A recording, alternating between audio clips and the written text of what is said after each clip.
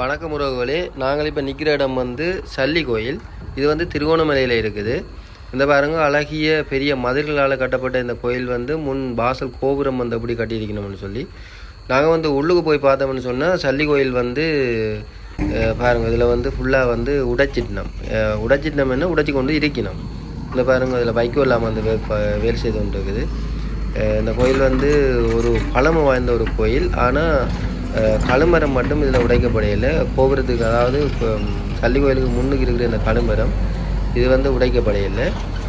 மற்ற பாகங்கள் இல்லாமல் மற்ற கோயில் இது இல்லாமல் வந்து உடைச்சிட்டோம். அப்படியே நீங்கள் பார்த்தீங்கன்னு சொன்னால் அந்த பாருங்க, அதில் நீளமாக கட்டப்பட்ட அந்த நீளமாக இருக்கிற அந்த வீடெலாம் வந்து கோயிலை வந்து வச்சிருக்கணும். இப்போ நீங்கள் பார்த்தீங்கன்னு சொன்னால் இது வந்து ஃபுல்லாக வந்து மண்ணுகள் கீழால் தோண்டி எடுக்கப்பட்டு அந்த கடற்கரை ஓரங்களில் வந்து கொண்டு கொட்டி நம்ம வைக்கோலேருந்து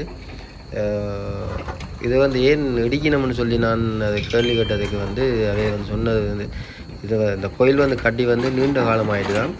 அப்போ அதன் தன்மை இல்லாமல் வந்து அந்த கட்டுறதுன்ற தன்மை வந்து அற்றுப்போன வழியாக புதுசாக வந்து கட்ட போயினோம். அதே மாதிரியான கோயில் தான். அதில் கோயிலில் வந்து ஒரு மாற்றமும் இல்லைன்னு சொல்லினோம். ஏற்கனவே எப்படி இருந்ததோ அதே மாதிரி தான் கட்டுறேன்னு சொல்லி இதை வந்து பார்த்திங்கன்னு சொன்னால் சல்லி கோயிலுக்கு கொஞ்சம் தள்ளி இருக்கிற மரத்துகளை வந்து சிவன் இருக்குது. இப்படியே நீங்கள் பார்த்தீங்கன்னு சொன்னால்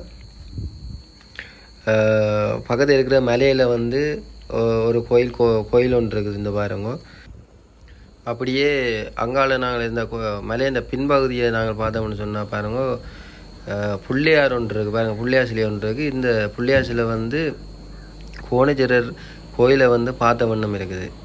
நாங்கள் இங்கே இருந்து பார்த்தோம்னா கோணேஸ்வரர் கோயில் வந்து தெரியும். அதே இடத்துல வந்து கோணேஸ்வரர் கோயிலிருந்து நாங்கள் இங்கே பார்த்தோம்னாலும் இந்த சல்லியம்மன் கோயில் தெரியும். ஆனால் இந்த சிலை தெரியாது. அந்த பாருங்கள், அதில் வந்து கோணேஸ்வரர் கோயில் அதில் வந்து இருக்குது. மற்றது வந்து அழகிய கடற்கரையில் வந்து சல்லியம்மன் கோயில் இருக்குது. இது வந்து ஒரு டூரிஸ்ட் பிளேஸாக வந்து காணப்படுது. நிறைய வெளிநாட்டவர்கள் வந்து இந்த இடத்துக்கு வந்து ஃபோட்டோக்கள் எடுக்கிறத வந்து அவதானிக்க முடிஞ்சது. இந்த மலை, அதாவது சின்ன சின்ன மலை திட்டியெல்லாம் இருந்த பாருங்கள், இந்த மலையில் நின்று ஃபோட்டோ எடுக்கைகளை வந்து மிகவும் அழகாக இருக்கும். பார்க்கவே ஒரு ரம்மியமாக இருக்குது. இந்த பாருங்கள், இந்த கமராவில் இருக்கிற இந்த வீடியோவில் வந்து நாங்கள் பார்க்கல எப்படி இருக்குன்னு பாருங்கள். நேரடியாக நாங்கள் பார்க்குறதுன்றதை விட இந்த வீடியோவில் நாங்கள் ஃபோட்டோ பிடிச்சி பார்க்கும்போது மிகவும் ஒரு அழகிய ஒரு இடமாக வந்து இந்த இடம் வந்து காட்சி அளிக்குது. அப்படியே பார்த்தீங்கன்னா இதுலேயும் ஒரு சின்ன கோயில் ஒன்று இருக்குந்தா, அதுலேயும் வந்து சின்ன கோயில் ஒன்று சல்லியம்மன் திருவிழா காலங்களில் இந்த கோயில் இல்லாமல் வந்து பூஜை நடக்கிறேன்னு சொல்லினோம். இந்த கோயிலுக்கு இல்லாமல் வந்து பூஜை செய்கிறேன்னு சொல்லினோம்.